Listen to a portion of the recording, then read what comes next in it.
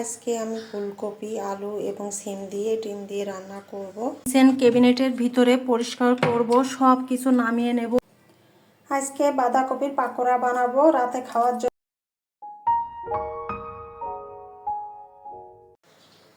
Good morning সবাইকে। Hello everyone, আসসালামু আলাইকুম। Welcome back to our channel. কেমন আছেন সবাই? আমরা আলহামদুলিল্লাহ খুব ভালো আছি। এই যে সকালবেলা আমি রান্না বান্না করব। এখানে আমি গতকাল রাতে ফুলকপি সিম আলু কেটে রেখেছিলাম। এখানে ডিম সিদ্ধ করে নিয়েছি এবং পেঁয়াজ রসুন কাঁচামরিচ রেডি করে নিয়েছি। আজকে আমি ফুলকপি আলু এবং সিম দিয়ে ডিম দিয়ে রান্না করব। আমি মাঝে মধ্যেই শীতের সময় এই তরকারিটা রান্না করে থাকি, বেশ ভালোই লাগে। আর এদিকে আমি কড়াই বসিয়ে দিয়েছি, কড়াই তেলও দিয়ে দিয়েছি। এখন আমি ডিমটাকে ভেজে নেব। পেঁয়াজ এবং রসুনটা আমার ভাজা হয়ে গেছে, এখন আমি এটাকে তুলে নেব।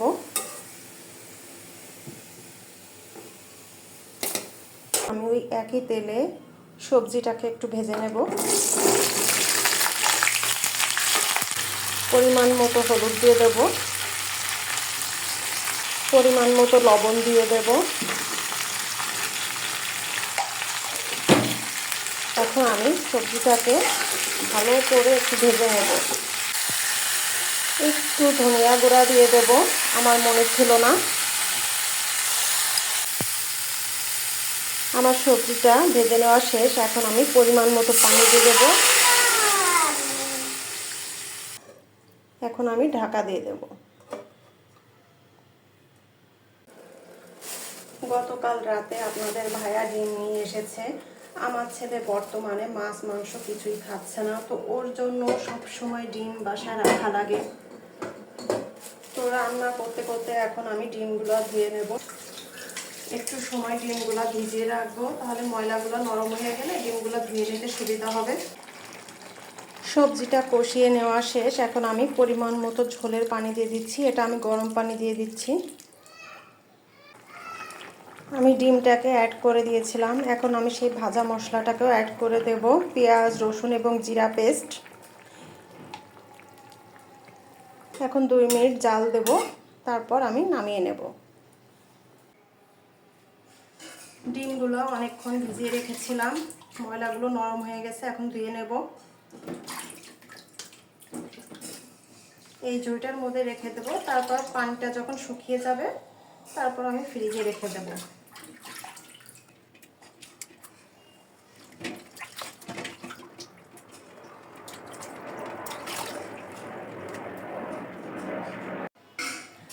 আজকে কিচেন ক্যাবিনেটের ভিতরে পরিষ্কার করব, সব কিছু নামিয়ে নেব।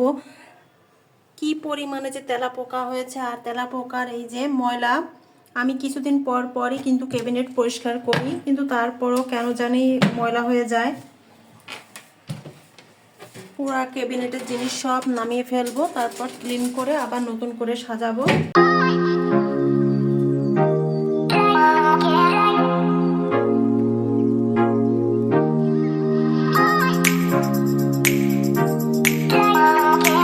এই যে ক্যাবিনেটের ভিতরে ফাঁকা করে ফেলছি, এখন ক্লিন করব।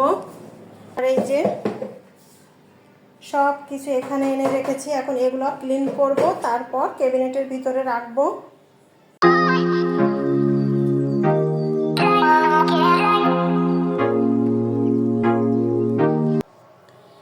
ক্যাবিনেটের বাইরের সাইডেও প্রচুর ময়লা হয়েছে। আসলে যেখানে রান্না বান্নার কাজ করা হয় সেখানে এরকম নোংরা হতেই থাকে, যেহেতু তেলের কাজ চলে এখানে।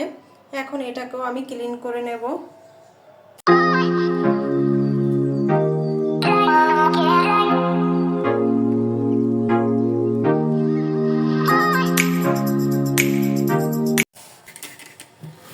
এতটাই ময়লা যে ওটাতে উঠছে না, এই নেট দিয়েই পরিষ্কার করতে হবে।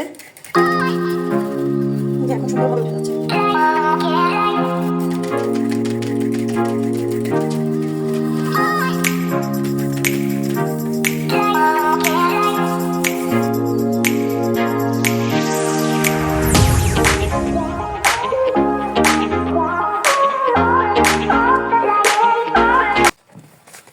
মাম্মি, তুমি একটু হেল্প করো মাকে। তুমি তুমি তো আরো কাজ বাড়িয়ে দাও আমাকে। হুম, তুমি ডিম ভেঙে ফেলছো কেন বলো মাম্মি? আপনি ডিম ভেঙে ফেলছেন কেন বলেন? আপনার কথা কেউ বুঝতে পারছে না। আপনাকে আমি কি বলেছিলাম বলেন তো? বলেছি যে আপনি এগুলো ধরবেন না, বলেছিলাম। হুম, তারপর আপনি সেম কাজটাই করছেন কেন? এখন পিটানো আপনাকে?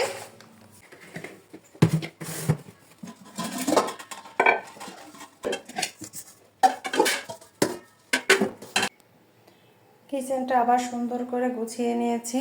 এখানে আইন বাবার গোসলের জন্য পানি গরম করতে দিয়েছি। কিছু থালা বাসন ছিল সেইগুলোও ধুয়ে বাস্কেটে পানি জড়াতে দিয়েছি। আর এই যে ক্যাবিনেটের ভিতরে আবার সব কিছু গুছিয়ে ফেলেছি। আজকে বাঁধাকপির পাকোড়া বানাবো রাতে খাওয়ার জন্য। তো এখানে আমি বাঁধাকপি কুচিয়ে নিয়েছি, তারপর ডাল নিয়ে নিয়েছি, পেঁয়াজ, কাঁচামরিচ, ধনিয়া গুঁড়া, জিরা গুঁড়া, তারপর হালকা একটু গরম মশলা গুঁড়া দিয়েছি, তারপর চাউলের যে গুঁড়া থাকে সেটা দিয়েছি। ওটা দিলে কি হয়, ক্রিস্পি হয়। তো এখন আমি এটাকে ভালো করে মাখিয়ে নেব। আমার সুন্দর করে মাখিয়ে নেওয়া শেষ। আচ্ছা, আমি বলতে ভুলে গিয়েছিলাম, এখানে আমি স্বাদ অনুযায়ী লবণ এবং সামান্য হলুদও অ্যাড করে দিয়েছি। আর লাস্টে এসে এই যে কিছুটা ব্রেড গ্রামও আমি এর সঙ্গে দিয়ে দিয়েছি। এখন আমি ভাজতে চলে যাব।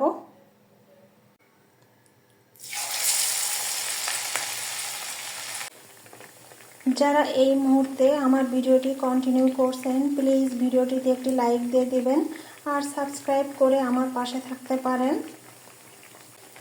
বাঁধাকপির পাকোড়া ভাজতে ভাজতে আপনাদের কাছ থেকে আমি বিদায় নিয়ে নিচ্ছি। সবাই ভালো থাকবেন, সুস্থ থাকবেন, আমাদের জন্য অনেক অনেক বেশি দোয়া করবেন। আল্লাহ হাফেজ, আসসালামু আলাইকুম।